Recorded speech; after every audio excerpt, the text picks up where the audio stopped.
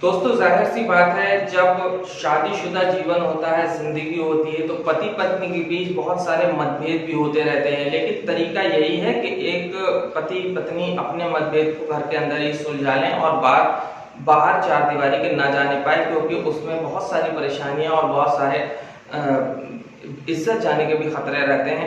तो आज का जो टॉपिक है, मैं ये बताना चाह रहा हूँ। बहुत से लोगों के कमेंट आते हैं कि सर मेरी बीवी मायके जाकर के बैठ गई है और मेरी बीवी जो है सुलह नहीं कर रही है और घर वापस नहीं लौट के आ रही है, तो उसके लिए मैं क्या करूं और क्या बेहतर तरीका हो सकता है कि मेरी बीवी घर आ जाए। तो आज का ये वीडियो उसी टॉपिक पर है दोस्तों, और मैं उम्मीद करता हूं कि आपका आज का ये वीडियो आपको पसंद आएगा। तो शुरू करने से पहले चैनल को सब्सक्राइब कर लीजिए और बेल बटन को क्लिक कर दीजिए। तो चलिए शुरू करते हैं।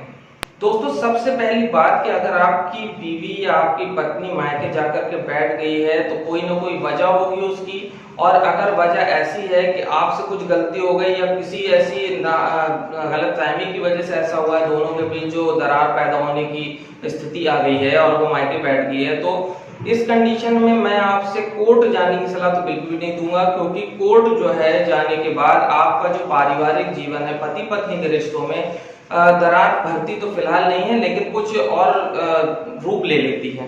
क्योंकि देखिए, अगर आपकी बीवी मायके जाकर के बैठ गई और आप उसको लेने के लिए सीधे पहले कोर्ट जाकर के सेक्शन 9 जो वैवाहिक जीवन की पुनर्स्थापना की जो धारा है, सेक्शन 9 के तहत अगर आप एक केस फाइल कर देते हैं, एप्लीकेशन देते हैं और कोर्ट उस कंडीशन में वहां पर नोटिस भेजता है कि भाई आपके ऊपर केस फाइल किया गया है, तो फिर आप ये तय मानिए कि उससे आपकी बीवी घर नहीं लौटेगी। उससे फिर क्या होगा कि आपकी बीवी आपके ऊपर भी चार्जेस फ्रेम करवाएगी, वो भी आपके ऊपर मुकदमा दायर करेगी, जो कि 498A यानी कि दहेज होगा, दहेज प्रताड़ना का होगा, और डोमेस्टिक वायलेंस 2005 एक्ट के तहत आपको जो दोषी करार दिया जाएगा उसमें, और 323, 325, 326 जो मारपीट की धारा है, ये सारी चीजें उसमें लगाई जाएंगी। यानी कि आपके ऊपर वहां से भी नोटिस आएगी और आपके ऊपर भी केस होगा, और आपको उस केस के लिए बिल्कुल तैयार होकर के फिर पूरी तरीके से आपको कोर्ट के मामले में माध्यम से फाइट करनी होगी। तो ये मेरे समझ से एक बहुत अच्छा तरीका नहीं है, जो कि पति पत्नी का रिश्ता इतना मैच्योर होता है, और हमको पहले यही कोशिश करनी चाहिए कि हम सही तरीके से उसको बिना उसको पब्लिक में घसीटे उसको सुलझा लें।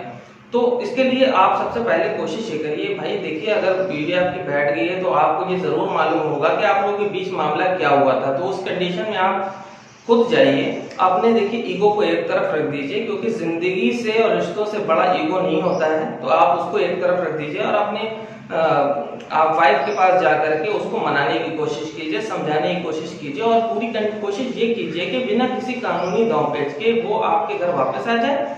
पूरा सम्मान दीजिए उसको, क्योंकि एक लड़की दूसरे घर, अपने घर को छोड़ के दूसरे घर आई है, तो आपको भी कुछ कॉम्प्रोमाइज करने होंगे। आप चाहें कि हमेशा बिल्कुल एकदम आते साथ ही वो आपके हिसाब से हो जाए, तो ऐसा मुमकिन नहीं है।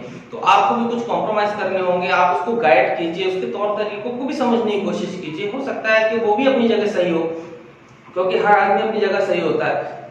अगर वो सही नहीं है तो आप उसको ढालने की कोशिश कीजिए, थोड़ा सा वक्त दीजिए उसको। तो आप कोशिश करिए कि पहले जा करके मामले को सुलह से जो है निपटाने की कोशिश करें। लेकिन कई बार ऐसा होता है कि कुछ औरतें दूसरी प्रवृत्ति की होती हैं और उनका मकसद ही होता है कि भाई अगर बैठ गए तो अब हम नहीं आएंगे, ठीक है। उनका मिजाज ही कुछ दूसरे टाइप का होता है, झगड़ालू टाइप का। तो फिर उस कंडीशन में आपके पास सीधा सा रास्ता है कि आप पहले सेक्शन 9 फाइल कर दें, और सेक्शन 9 फाइल करके वहां से नोटिस जाएगी और वहां कोर्ट के माध्यम से उसको यहाँ बुलाया जाएगा। तो इसमें भी देखिए, कोर्ट भी सुलह ही कराता है। पहले फैमिली कोर्ट का मामला होता है ये। सेक्शन 9 में जब एप्लीकेशन दायर होती है तो वहां से बुलाया जाता है सेक्शन, और फैमिली कोर्ट में दोनों पक्षों को मजिस्ट्रेट बिठाल करके, जो फैमिली कोर्ट का ऑफिसर होता है ऑथराइज, वो बिठाल करके दोनों में सुलह कराता है। 2-3 बार 4 बार सुलह कराने की कोशिश की जाती है, और उसके बाद अगर सुलह नहीं होती तो फिर आगे फिर म्यूचुअल अंडरस्टैंडिंग से डाइवोर्स फाइल करने की प्रक्रिया चालू की जाती है।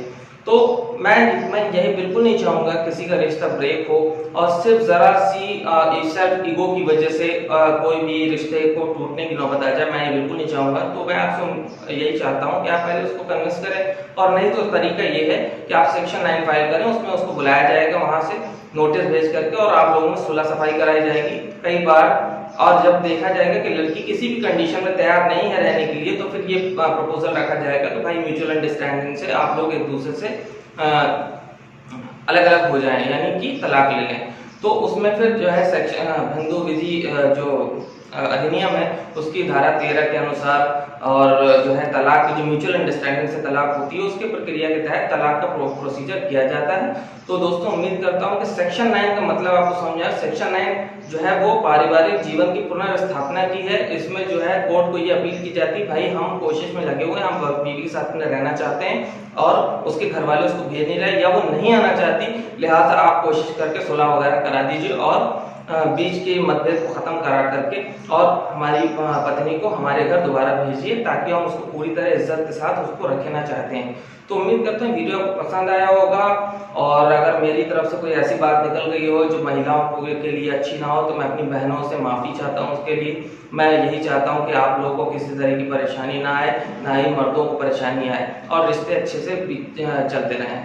तो दोस्तों मैं आपको दोस्त फरहान अख्तर एक बार फिर हैव अ ग्रेट डे।